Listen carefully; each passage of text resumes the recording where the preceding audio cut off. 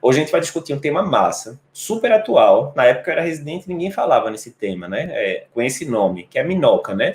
O que é MINOCA? Não é minhoca, é MINOCA. Myocardial Infarction with Non-Obstructive Coronary Arteries, ou seja, um infarto que não tem lesão obstrutiva na coronária. Só um lembrete antes de começar o vídeo, se você quer ficar recebendo todos os vídeos novos do Cardiopapers aqui no YouTube, clica no botão inscrever-se. Todo dia tem conteúdo novo com resumo de artigos, eletrocardiogramas discutidos e muito mais. Não esquece, inscrever-se.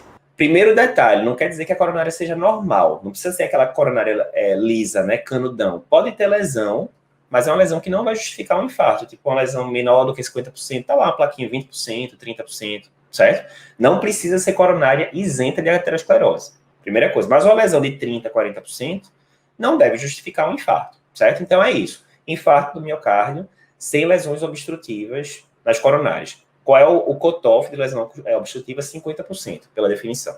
Primeira coisa é isso. Por que não existia esse nome na época que eu era residente, né? Fiz residência de cardio em 2009, 2010. A primeira referência que eu vi do termo MINOCA era ali 2012, 2013. Quer dizer que não existia MINOCA antes? Não. Quer dizer que deram esse nome em 2012, 2013, né? Então é um termo razoavelmente recente. Vou começar com o quadro clínico. Nessa live, então, a gente vai falar 3 coisas principais. Primeiro, o que é e quais são as causas. Segundo, quando é que eu penso em MINOCA, como é que eu investigo isso. E terceiro, como é que eu trato. Esses são os 3 pontos cruciais. Mas é sempre bom começar com um exemplo. Vou falar um exemplo que eu vi uns 10 anos atrás. Paciente lúpica, mulher, 29 anos, né, bem jovem.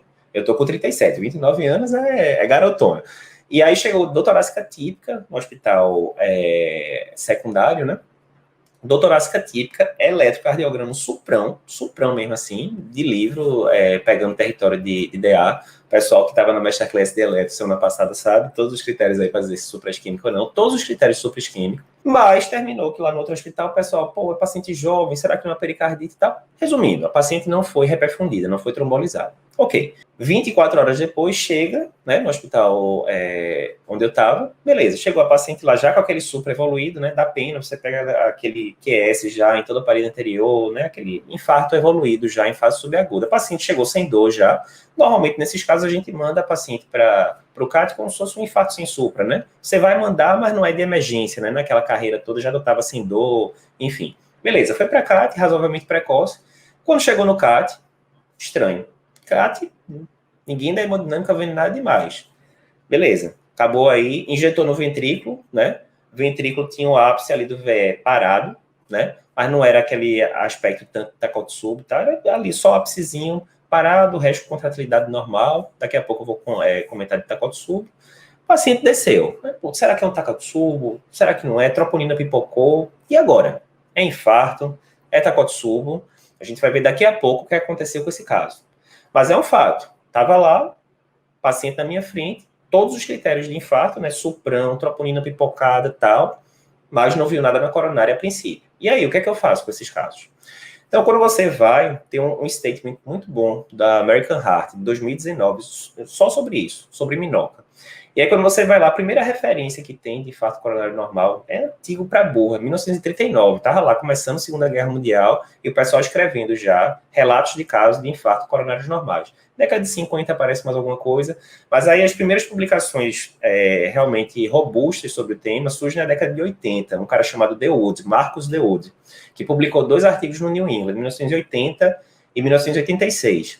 E ele dizia exatamente isso, ele queria avaliar o que acontecia, né, com esses pacientes.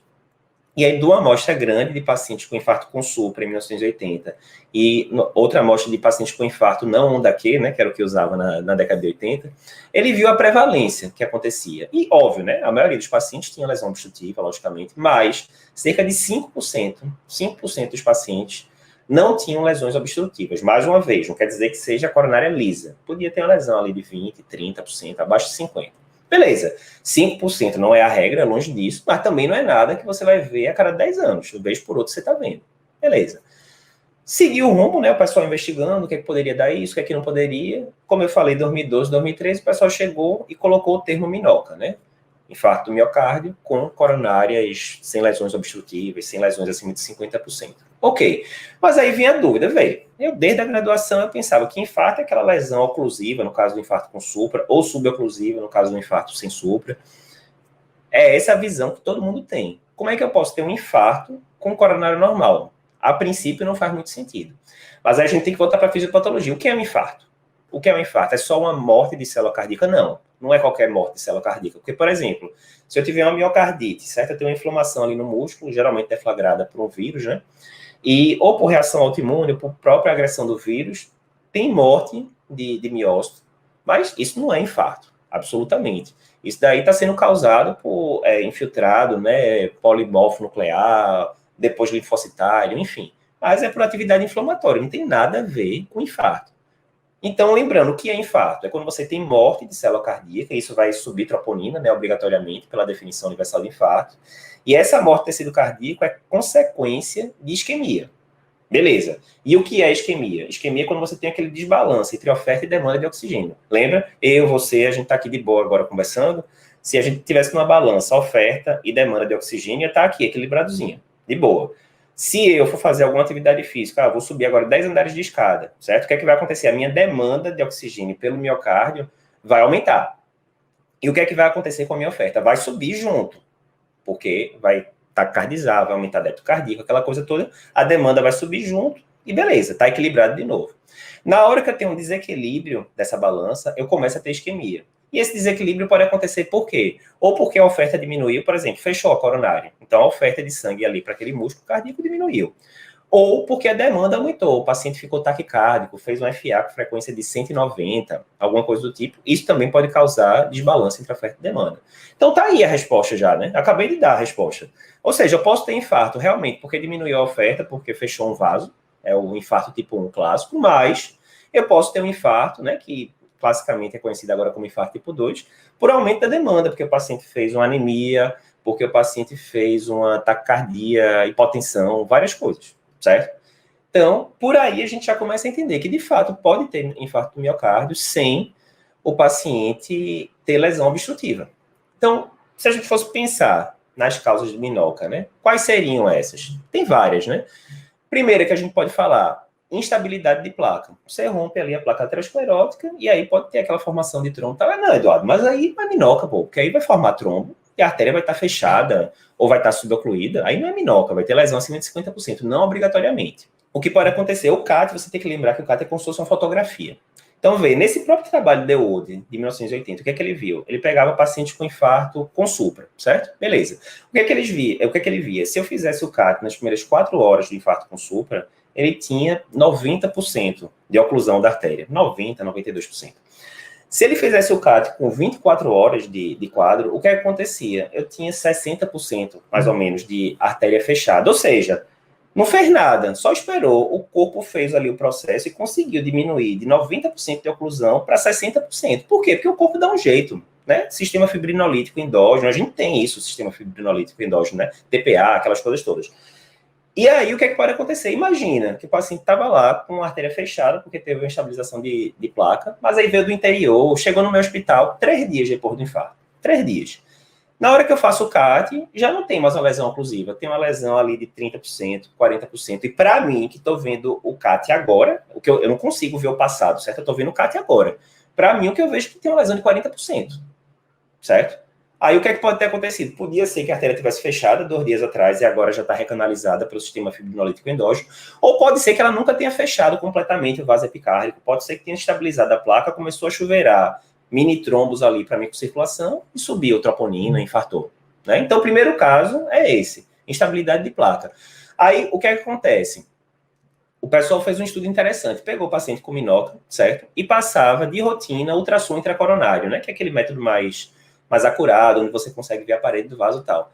38% dos pacientes com minoca tinham evidência de instabilidade de placa. 38%.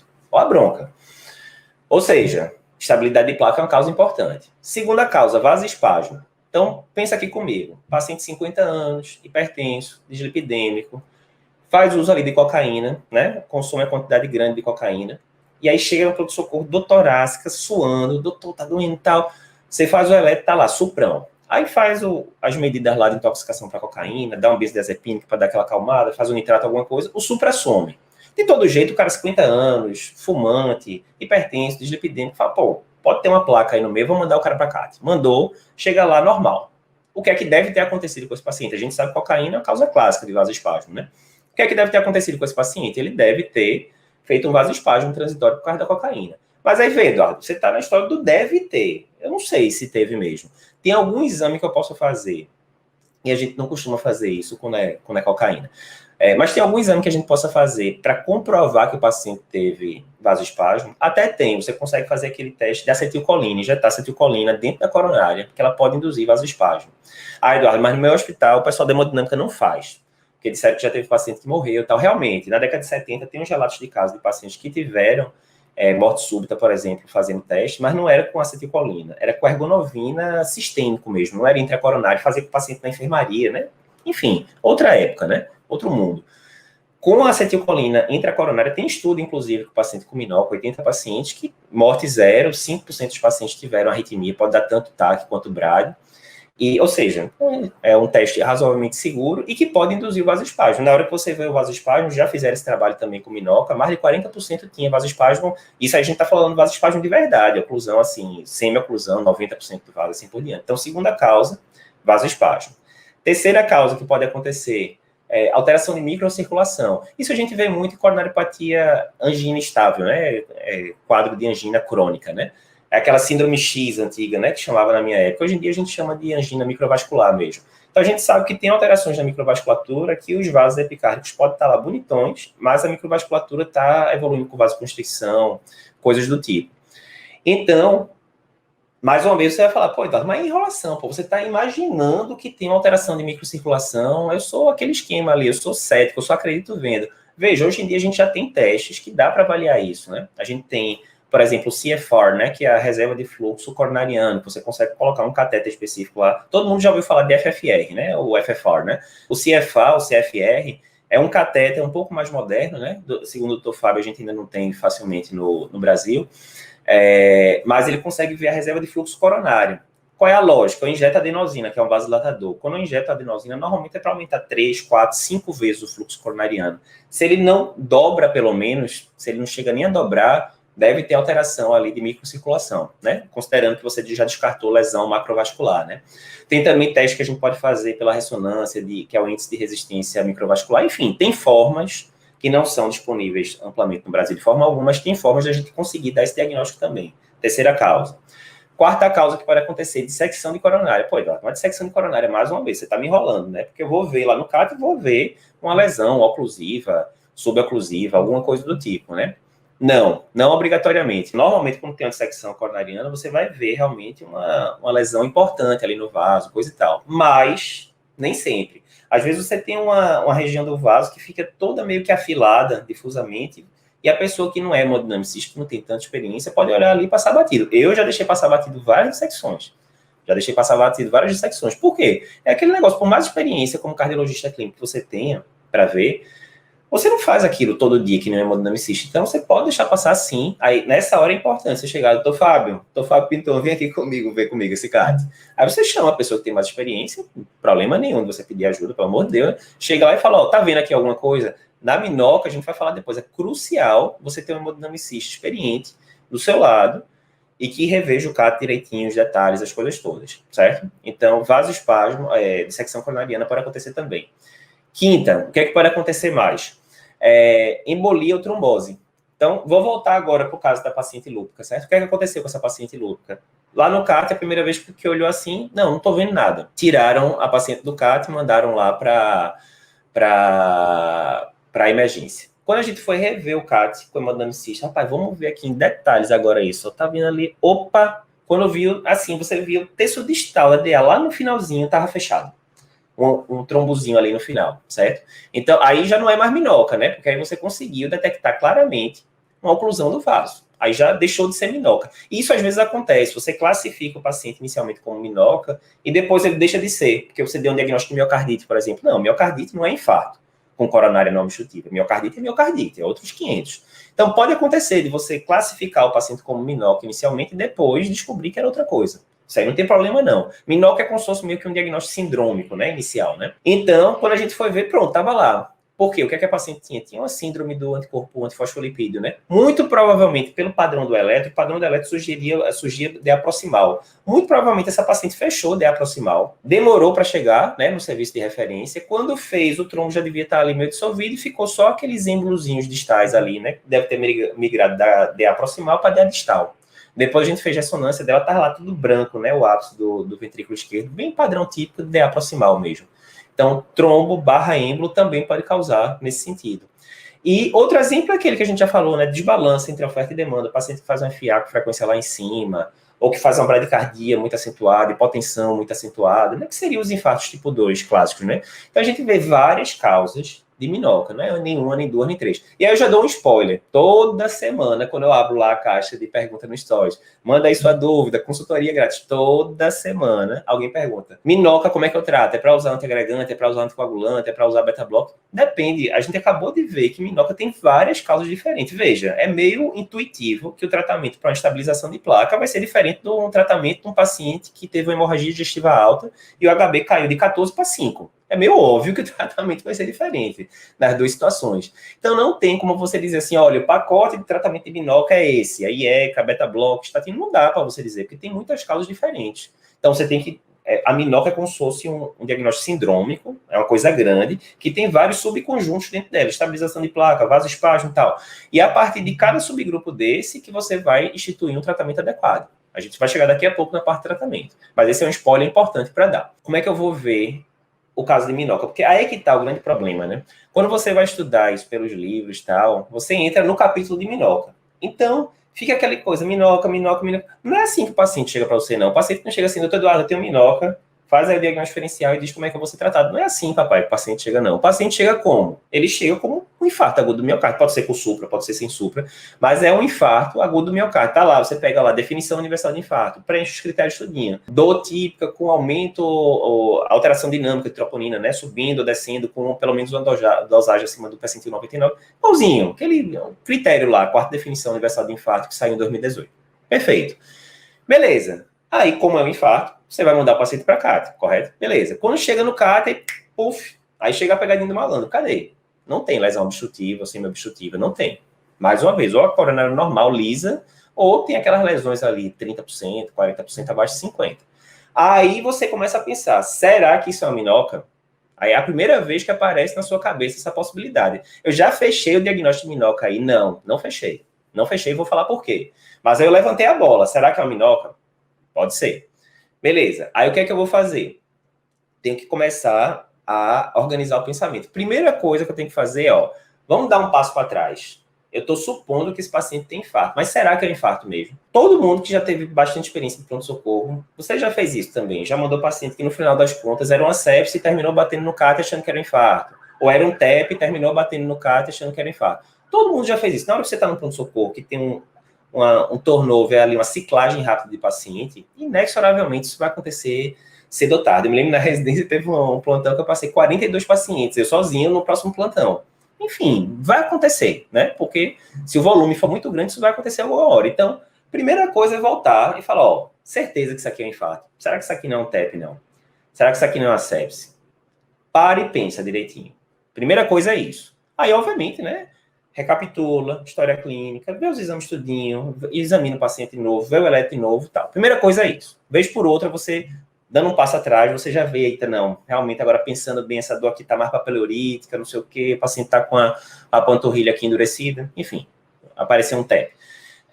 Mas beleza, não, digamos, essa paciente que eu falei, essa lúpica, não, pô, suprão aqui, imagem espelho, tal, respeitando o território DA, clássico, fez a ventriculografia, tá lá, o território DA acometido, não tenho dúvida, é um infarto isso, pô. Ou é um acometimento cardíaco, ao menos, né? Beleza, ok. Aí a gente tem que fazer o seguinte, será que você não deixou passar nada batido? Aí vem aquela questão, vem aqui, um hemodinamicista de confiança, não é qualquer hemodinamicista, olha, um hemodinamicista que tenha olho bom, que saiba o protocolo de minoca, tal, que esteja ligado nas minúcias, né? Tem algum ramozinho lateral que esteja ocluído, tem algum ramo distal fechado, tem alguma dissecção de coronária que muitas vezes, quando você pega aquela dissecção grosseira, todo mundo vê, não tem mistério não, tem até aquele aspecto que o pessoal chama de aspecto em saca-rolha, né, que você vê, ou em conta de rosário, enfim, mas tem coisas discretas, que às vezes só hemodinamicistas experientes vão ver, então traz o hemodinamicista da sua confiança e fala, checa aí direitinho, porque eu tô pensando que isso aí talvez seja minóquio. Então, primeira coisa, ver se não tem alguma alteração no CAT que ninguém viu, né, até então. Como aconteceu com essa paciente.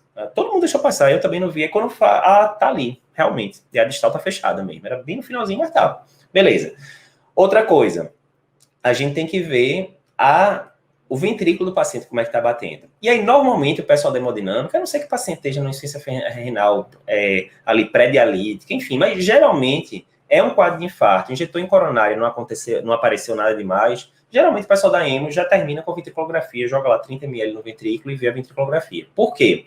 Ventriculografia pode ajudar muito, inclusive dar diagnóstico de Takotsubo, né? Que é assim, o Broken Heart Syndrome, síndrome do coração partido, relacionado muitas vezes com estresse emocional, hiperatividade simpática e tal, e dá aquele padrão clássico, né, que vem da armadilha de polvo. Depois eu faço uma live só de Takotsubo. Mas dá aquele padrão, classicamente, tem vários tipos, mas classicamente o mais comum é aquele que dá hipercontratilidade basal e discinesia médio-apical, né? Aí, às vezes, você viu o paciente com... E Takotsubo pode dar supra, muito parecido com infarto, enfim, não é um diagnóstico tão simples de você diferenciar. Então, geralmente, por lugar até esse, né? Você viu que o paciente está com um quadro compatível com infarto e coronária normal, ou praticamente normal, e a ventriculografia bem típica, rapaz, isso deve ser um Takotsubo. Lembrando que, pela definição universal de infarto, Takotsubo não é infarto. Então, Takotsubo não é uma causa de minoca, é outro diagnóstico, certo? É semântica isso, não vai mudar nada a conduta no final das contas. Você vai tratar Takotsubo como Takotsubo, tem guideline específico disso, e aí para frente, certo? Então, ventriculografia. Importante. Eduardo, não. Paciente, aconteceu que fizeram um CAT lá, a paciente já desceu aqui para emergência de volta para UCO e não fizeram ventriculografia por algum motivo. E aí? Não, papai, pede um eco, o eco vai desenrolar tranquilo, só que o cardiografista também. O cardiografista vai desenrolar tranquilo o diagnóstico de Takotsubo. Outros diagnósticos também, eu peguei na época da residência, paciente com quadro típica, aí 50 e poucos anos, tal, elétrico, sobrecarga de ventrículo esquerdo, padrão estranho, aquele negócio, troponina pipocou, mandou pro CAT, coronária lisa. Na hora que injetou na ventrícula, tinha aquele aspecto em língua de cachorro, que o pessoal chama, ou pé de bailarina, que é o aspecto tipo de miocardiopatia hipertrófica. Puf, deu diagnóstico basicamente pela ventriculografia. Depois, pediu, né, o eco e confirmou que era a miocardiopatia hipertrófica. Então, ventriculografia, eco, né, eu tô botando como sinônimos aqui, né, porque ambos vão ver função ventricular e tal. Então, você vê o ventrículo esquerdo batendo, já pode lhe dar bastante informação. Mas não, digamos, eu revi o CAT com alguém experiente. Chega aqui do meu lado, não achei nada.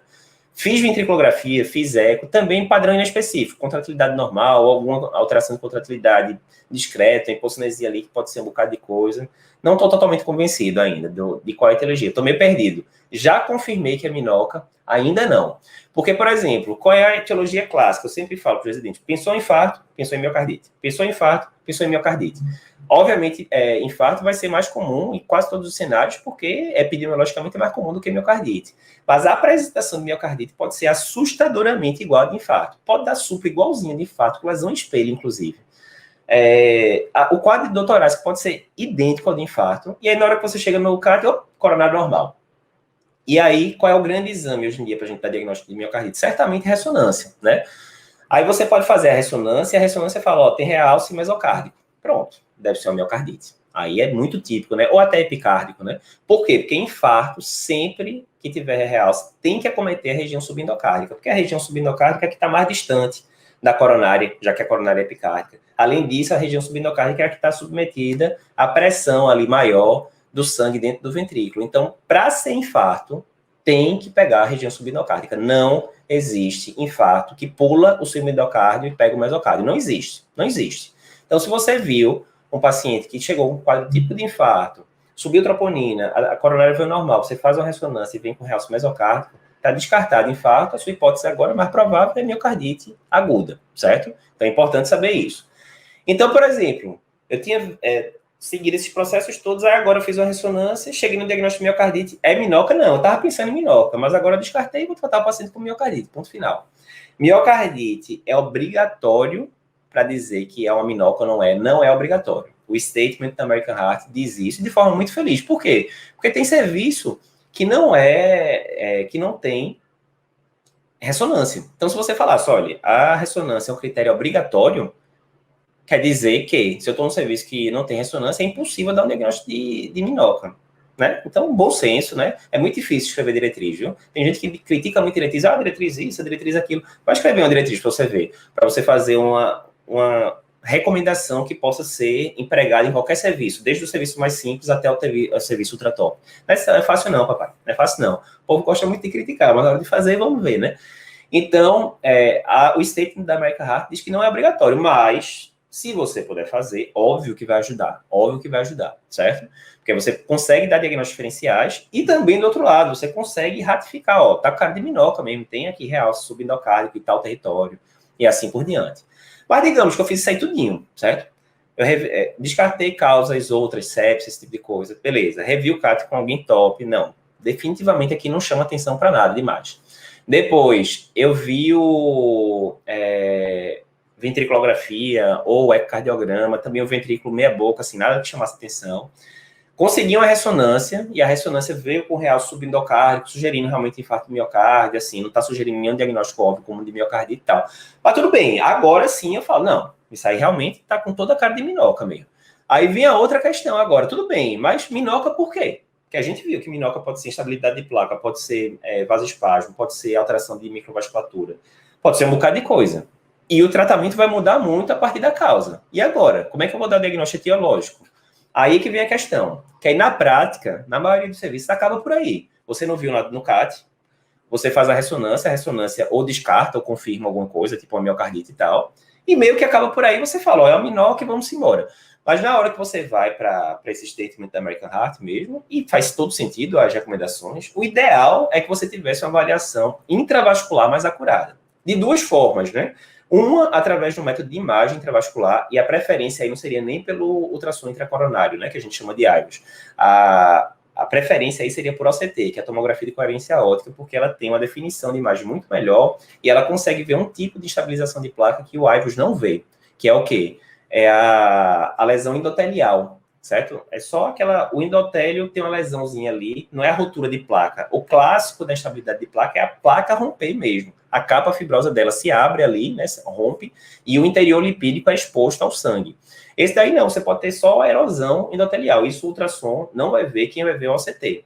Mais uma vez, na hora que faz em paciente com minhoca, na hora que você passa o ultrassom, você vê que 38% dos pacientes têm estabilização de placa. Se passar o CT, aí quer ser mais alto ainda, porque o CT é ainda mais sensível, né? Então, era interessante você ter um ultrassom ou um OCT para dar uma olhada nisso melhor.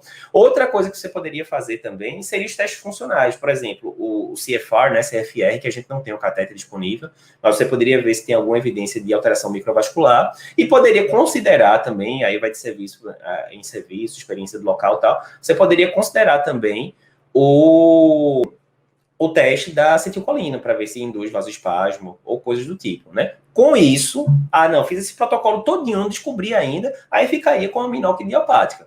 Mas se você fizesse as etapas todas que a gente falou, não, fiz o OCT, e com o OCT agora eu descobri que tem uma estabilização de placa. Pronto, eu vou tratar com estabilização de placa, vou falar daqui a pouco como é que é. Não, eu fiz o OCT e descobri que tinha uma dissecção de coronária, que todo mundo passou batida aqui, vou tratar como dissecção coronária, que vou falar daqui a pouco também como é que é. Ou não, eu fiz aqui o OCT deu normal, mas agora eu fiz o CFR, por exemplo, e mostra claramente a alteração microvascular. O CFR está bem abaixo de 2. Fechou aqui a alteração microvascular. E aí você vai, não, vamos tratar com microvasculatura, que também ninguém sabe grandes evidências, né? Mas é um fato, na hora que você sabe o diagnóstico, você consegue tratar melhor. O que é que acontece na maioria dos lugares? O SUS eu não vou nem falar, porque aí não vai ter disponibilidade, via de regra, desses métodos mais avançados. Mas mesmo no serviço privado, o paciente está com infarto, você faz o CAT na fase aguda, não encontra lesão, encontra placa de 20%, 30%, geralmente o plano não vai liberar para você fazer um ultrassom ou OCT na hora, né? Aí você tirou o paciente do CAT, o paciente foi lá para a UCO, quer que seja, pediram uma ressonância, a ressonância não foi muito esclarecedora, você vai mandar o paciente de volta para o CAT, porque tem uma lesão de 10, 20% para fazer um OCT. Na prática, mesmo os serviços que tem tudo disponível não costumam fazer isso, certo? Então, a gente está dizendo o que a diretriz recomenda e o que termina sendo feito na maioria dos casos. E aí vem o problema, porque como na prática, né, no lugar que eu trabalho, por exemplo, HC, a gente já pegou o caso de minhoca e tal, termina acontecendo isso, faz ventrículo, faz eco, faz ressonância, E aí, o que a gente tem de armamentário é basicamente isso. E aí vem a grande questão, se você não conseguiu dar o diagnóstico, né, através do CT, de CFR, dos métodos mais avançados, aí fica a questão, como é que eu vou tratar? Né? Se eu não sei a etiologia exatamente, como é que eu vou tratar? Aí vem a questão, aí o pessoal pergunta, Eduardo, é para usar aspirina na minhoca? É para usar enoxaparina na minhoca? É para usar clopidogrel na minhoca? Depende.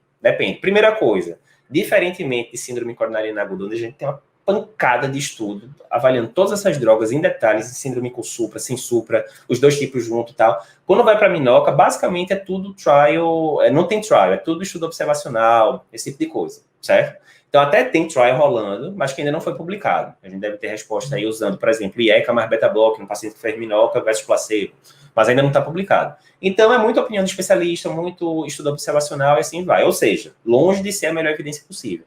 Mas o que é que o pessoal recomenda, os especialistas, via de regra? Você detectou que é uma estabilização de placa? Não, passei um OCT lá, tá lá com a placa instável, mas ela ocupa ali 30% da luz do vaso, não é obstrutivo.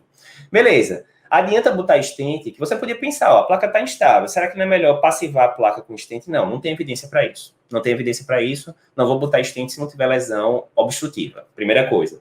Segundo, a aspirina é uma boa, sim, a aspirina parece ser uma boa para os estudos observacionais, não é nenhum ISIS-2 da vida, mas parece ser bom.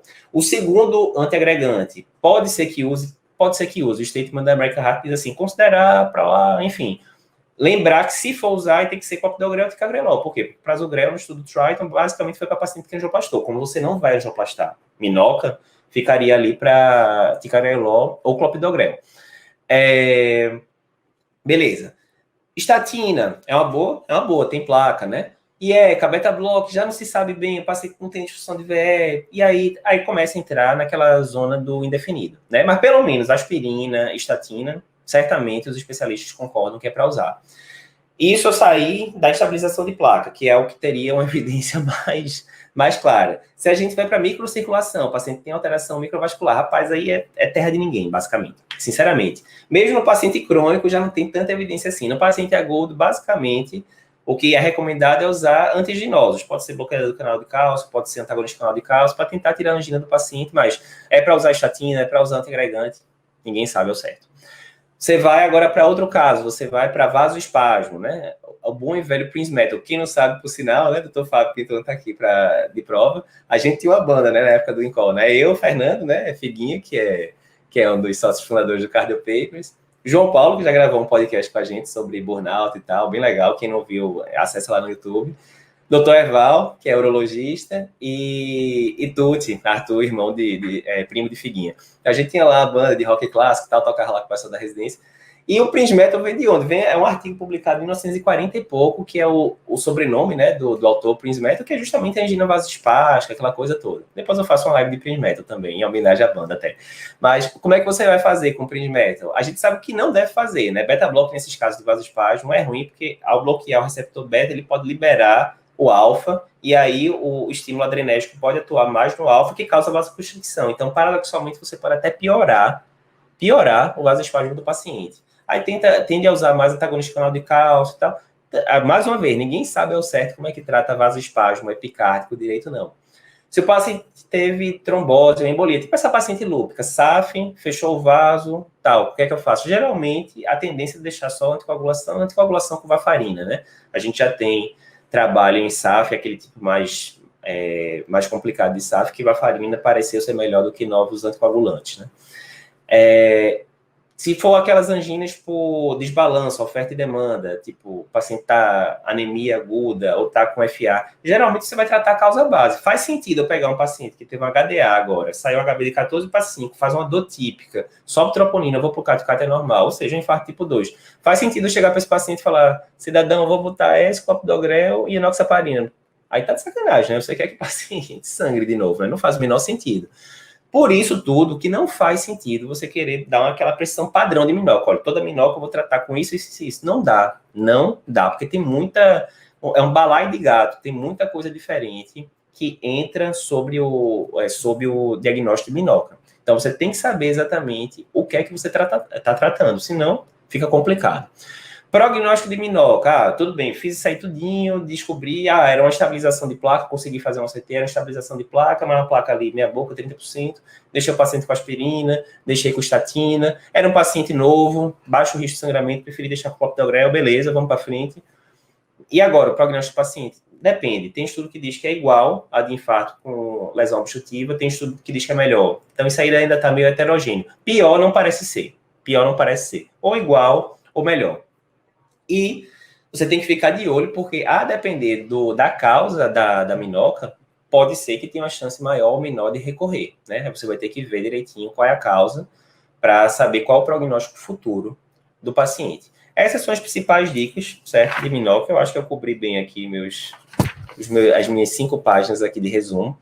Vou vir aqui agora para perguntas e tal, certo? Bem, Danilo perguntou, uso de cocaína seria um tipo? Sim, a gente falou, né? O uso de cocaína causa vasoespasmo. Lembrando que, se o paciente usou cocaína, faz um quadro típico de infarto, suprou, você manda para o CAT e chega lá, não tem placa, mas tem um vasoespasmo de 90%, isso não é minoca, porque está com obstrução no vaso. Na hora que você está olhando para ele, está com obstrução de 90%. Então, confirmou, é vasoespasmo epicárdico mesmo, né? É um infarto tipo 2, né? Que a gente chama, né? Que é causado por vasoespasmo. Não tem estabilização de placa, né? Mas a rigor, não entraria. Se você viu o vasoespasmo na hora, não seria tanto minoca, não. Você classifica mais a minoca quando você viu o CAT está com coronário normal. Bem, é um infarto com coronário normal ou não obstrutivo. Mas aí na hora que você induz com acetilcolina, puf, aparece o vasoespasmo. Você, tipo, desmascarou o vasoespasmo, né? Mais uma vez, isso é semântica, né? É semântica. Infarto tipo 2, uma minoca. É mais semântica, né? José dizendo que já teve um caso de infarto meramente trombótico, sem placa, o paciente tinha doença autoimune associada à trombofilia. Vez por outra a gente vê, né? Ana Cláudia me dando moral aqui, ó. Aqui a internet tá boa, não caiu nenhuma vez. Graças a Deus. Deus seja louvado. Socorro, entrei agora. Pode dizer melhor que a minoca, Socorro. Volta lá no YouTube depois e vê a gravação. Vamos lá. Sim, o negócio que eu estava esquecendo. Eu vi mensagem de André aqui. Não esquece de tirar o print e botar a gente lá no Stories, certo? Então, é sempre lembrar, ó, a gente está com 400 pessoas aqui na hora que soma YouTube e Instagram. 400 pessoas, tem que ter pelo menos os 30 compartilhamentos, né? Então, dá o print e bota lá, ó, marca a gente, né? @cardiopapers pra gente saber, né? Que você marcou, senão a gente não sabe. E bota, ó, insight foi esse, hashtag live. Vai botando coisa aí pra gente saber se vocês estão gostando do conteúdo, né? Tiago dizendo que no CAT, lá no serviço dele, o pessoal começa com ventriculografia. A maioria dos serviços que eu trabalhei começa com CAT mesmo. Até porque às vezes você está no supra, aí você chegou lá, tem uma lesão obstrutiva, você teve que jogar um bocado de contraste no paciente e tal, angioplastou, gastou 200 ml de contraste. Você vai meter mais 30 ml de contraste na ventrícula desse paciente? Para quê, né? Só para aumentar o risco de nefropatia por contraste, depois faz um eco do paciente. Na minha visão é essa, pelo menos. Depois faz um eco do paciente, né? Então, não vejo muito sentido em começar com ventriculografia, não. Pé de bailarina é ok em ECG. Pé de bailarina a gente usa mais no raio-x, né? No sinal da bailarina para estenose mitral, aumento de átrio esquerdo e tal, né? Isso. Galeteira dizendo aqui, na ventriculografia durante o CAT pode ver o sinal de pé de bailarina na cardiomiopatia hipertrófica. Isso aí. Tem gente que fala língua de cachorro. Mas enfim, é isso. Depois eu boto uma imagem bem típica de hipertrófica lá. Certo. Vamos aqui mais... Felipe perguntando, no eletro do paciente com marca-passo, teria como identificar alguma alteração sugestiva de infarto? Certamente. Normalmente, o paciente com ritmo de marca-passo vai ter morfologia de bloqueio de ramo esquerdo. Então, você pode usar os critérios de Esgarbosa, que a gente usa para infarto no bloqueio de ramo esquerdo. Tem algumas modificações, a pontuação ela inverte e tal, mas enfim, dá para usar critérios de Esgarbosa, resumindo. Certo? Galego dizendo que vasoespasmo também pode fazer teste com água gelada, tal, também pode. Normalmente o pessoal usa acetilcolina, mas também pode. Doutor André aqui também, boa lembrança. Em breve, CardioPapers terá novidades em emergências cardiológicas. Verdade. Espera aí, em setembro, tá ficando massa. Isso tá ficando massa. A gente vai fazer muita live de emergência daqui para lá. E talvez, se o pessoal tiver interessado em emergência mesmo, talvez a gente possa liberar até algum curso gratuito de emergência. Vai dizendo aí quem é que quer. Quem quiser, pronto, é um bom desafio esse. Galera, gostou dessa? Quem tiver aqui nos 2 lugares, quem tiver afim de um cursozinho gratuito de emergência do CardioPapers, pegando os temas mais básicos, obviamente, né? Marca a gente no Stories, bota aí, @curso de emergência CardioPapers. hashtag curso de emergência cardiopapers, para a gente saber. Se tiver muita gente compartilhando, pode ser que o projeto vá para frente, a gente botar. Para lá. Aspirina é a novalgina do infarto. Na verdade, tem um amigo meu, que eu não vou dizer quem, que diz que o stent que é a novalgina da angina, né? Porque não diminui desfecho, só faz diminuir dor, né? A aspirina no infarto diminui pra caramba a mortalidade, né? Mas entendi, a colocação é que você usa para todo mundo, né? É isso aí. Pedro, dá para diferenciar minhoca de Takotsubo, então, pela ventriculografia? Veja, o critério de Takotsubo ele exige que seja transitório, inclusive, alteração e tal. Mas o critério é esse, você vê um quadro de sugestivo de infarto, né? Bastante, né? Típico, às vezes do torácica e tal, coronárias normais e aquele aspecto típico da hipercontratilidade basal com discinesia, na verdade, média apical, né? Então aí você já pensa nisso mesmo. Aí viu a ventriculografia típica, você já vai pensar em Takotsubo, não em minhoca. Prince-Metal seria um tipo de minhoca? É um tipo de minhoca. A questão é o seguinte, se você, mais uma vez, né, se você, na hora que você está fazendo o CAT, o paciente está com vasoespasmo, está lá, 95% da artéria fechada, você já sabe qual é o caso, né? Aí não é minhoca, né? Porque aí tem lesão obstrutiva, apesar de não ser aterosclerótica, mas tem lesão obstrutiva. Você vai chamar de minhoca quando você acha que é um vasoespasmo, por causa disso, daquilo, o paciente tinha um supra que sumiu, depois fez nitrato, tal. E aí, para você confirmar que é vasoespasmo, você pode fazer o teste da acetilcolina, algum desses testes indutores, né? Então, Livinha perguntou da Prince-Metal, mesma coisa, já respondi, né? Se você tá, não, paciente com infarto, suprando, tá lá, você chegou no CAT, tá lá, um vasoespasmo de 95% da CD, por exemplo, que é a artéria mais acometida por vasoespasmo, aí você vai classificar esse paciente como infarto tipo 2, né? Não tem lesão aterosclerótica, você, fiz nitrato intracoronário, reverteu, ficou coronário normal. Aí você vai classificar como infarto tipo 2. Teve um infarto, claramente a causa era o vasoespasmo, mas não tem instabilidade de placa, né? Takotsubo pode se manifestar com bloqueio de ramo esquerdo? Pode sim. Na etiologia microvascular, você também pode usar antiagregante. É discutível, não tem evidência clara para isso. Não tem. Vamos aqui. Síndrome X, Rose perguntando. Síndrome X, a gente nem usa mais esse termo, viu, Rose? Mas a síndrome X a gente usa mais para quadro crônico. É aquele paciente, geralmente mulher, que faz um quadro de angina típica, tem algum exame não invasivo, tipo cintilo, teste ergométrico, mostrando também alteração clara de isquemia, e você vai para o CAT e o CAT não tem lesão obstrutiva. É quadro crônico, via de regra. E atualmente a gente não usa o termo mais síndrome X, usa o termo angina microvascular. Pessoal querendo tirar dúvida de terapia tripla na IC no rim único, hoje vamos focar mais na minhoca, depois a gente vai fazer live de IC também. Giovana perguntando, não é obrigatório ter alteração de mobilidade segmentar? Não é obrigatório. Não é obrigatório. Só vou conseguir diferenciar miocardite de AM pelo CAT? Não, nem pelo CAT. Eu acabei de dizer, né? Você pode ter CAT com coronário normal, né? Miocardite, a coronária vai ter normal. Então, quem vai ajudar muito nessa diferenciação é a ressonância. Muita gente dizendo que quer o curso gratuito aqui, o mini curso, né? Não vai ser o curso completo. Beleza, vamos lá. O doutor André falou aqui, vai dando print, marca lá a gente, @cardiopapers, aí bota lá, hashtag curso de emergência, e bota lá, se muita gente estiver animada, a gente pensa carinhosamente no pedido. Dá para fazer ventriculografia com menos de 5 ml de contraste? Doutor Fábio Pinton, apareça para me dizer, nunca ouvi falar de ventriculografia que prestasse com 5 ml. Não, você faz, só não vai prestar. Não vai prestar. Vai ficar aquela ventrícula meia boca, tudo apagado. Né? Doutor Fábio Pinton pode me dizer com mais propriedade. 5 ml, eu vou dizer aí, 99% de chance que não vai dar certo. Renatinha, beijo, Renatinha. Vamos marcar outra live depois, a live de TAV que a gente fez, eu, ela e Duda, foi show. O pessoal tá dando hashtag aqui no Instagram, na live. É para dar lá no Stories, minha gente. Bota aí, hashtag curso de emergência cardiopapers, mas dá o print e marca a gente no Stories. Não é aqui agora na live, não. Certo? Não, tudo bem. A última dúvida, certo, que acho que alguém perguntou no meio, qual a diferença de minoca e inoca? O povo adora arranjar nome também, né? Sem condição. Inoca, na verdade, é isquemia, né? Isquemia miocárdica na ausência, né, de lesões coronárias obstrutivas. Geralmente a gente usa esse termo mais para o quadro crônico, né? Que era isso que a gente estava dizendo, tipo síndrome X e tal, né? Enquanto que a minoca é o infarto propriamente dito, né? Que preenche os critérios de infarto, aumento de troponina e assim por diante, certo?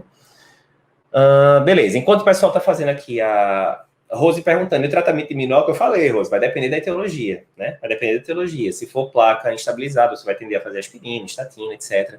Se for um trombo numa paciente com SAF, você vai tender a deixar o paciente com warfarina. Se for um desbalanço entre oferta e demanda por causa do FA, do anemia, você vai tentar reverter a causa base e assim por diante. Não tem um tratamento padrão para todas as causas. Simplesmente não faz sentido fisiopatológico. A questão é essa. Quem quiser agora, vai lá para o grupo do Telegram, que daqui a pouquinho eu vou botar duas coisas que a gente não botava antes, depois de live. Primeiro, eu vou botar um mapa mental top, resumindo tudo que a gente viu aqui de principal, tudo não, né? Mas os principais aspectos, e vou gravar um áudio de uns 5 minutos, resumindo o que a gente falou aqui, o que você precisa saber de minhoca em 5 minutos. Telegram, galeteira, bota aí para mim, por favor, no Stories, o link para o Telegram Cardio Papers 2020, certo? Entra lá, esperem aí 2 minutinhos que a gente já bota isso. E aí vocês entram lá, porque vai ter o mapa mental e vai ter o resumo em áudio. Beleza? Semana que vem o tema da live, não decidi ainda. Vou decidir e digo para vocês daqui para semana que vem. Só um detalhe, amanhã tem live do Dr. Fernando Figuinha resolvendo questão de insuficiência cardíaca. Toda quinta-feira agora tem live do Dr. Fernando, top, discutindo questão. Você vai fazer prova do TEC no final do ano, já deve ser aluno da gente, né? Se não for, acompanha lá o Dr. Fernando que você vai ver o que você está perdendo no curso. Se você vai fazer prova de subespecialidade no final do ano, acompanha ali o Dr. Fernando também. Se não está fazendo o curso da gente, por sinal, o curso intensivo, a gente vai fechar as inscrições semana que vem. Tem mais 8 dias de inscrição para o curso intensivo. Depois acabou só ano que vem. Não, sou estudante de medicina. Gosto de cardio. Acompanha na quinta-feira também, que vai ter questão que pode cair na sua prova de R1. Sou R1 de clínica, vou fazer prova de R3 para hemato. Vai cair questão de prova de cardio na sua prova também. Vê a live do Dr. Fernando. Resumindo, se você está vivo, vê a live do Dr. Fernando amanhã que vai ser boa. Resumindo, é isso. Cadê o link do Telegram? Segura aí que a gente já está botando, certo? Instagram do Dr. Fernando não. Instagram do Cardio Papers, mas do Dr. Fernando desenrolando, certo? É isso, pessoal. Encerrando por aqui.